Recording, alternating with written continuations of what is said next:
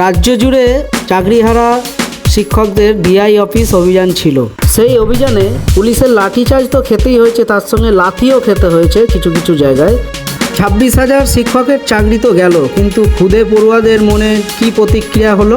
সেই রকমই এক খুদে পড়ুয়া তার প্রিয় শিক্ষকের জন্য একটি কবিতা পাঠ করে শোনালেন। সত্যি এই কবিতা সবার হৃদয়কে ছুঁয়ে যাবে। হঠাৎ স্যারের চাকরি ছুটি, কেউ ভাবছে চাকরি গেছি, বেশ হয়েছে এবার। কেউ বা ভাবছে চাকরিটা নাই, করবো কি যে এবার। কেউ করেছে চাকরি চুরি, কেউ নিয়েছে টাকা।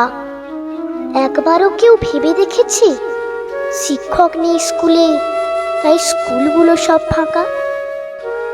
আমরা কি কোনো ভুল করেছি পড়তে এসে স্কুলে?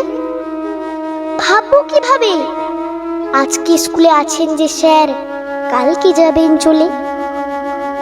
জড়িয়ে ধরে বললেন স্যার, আসবো না আর স্কুলে।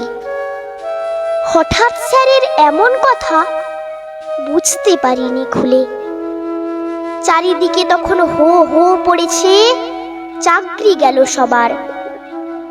ক্ষতিটা যে কার হলো জানি না, ডুবলো ছাত্র সমাজ, এবার ডুবলো ছাত্র সমাজ।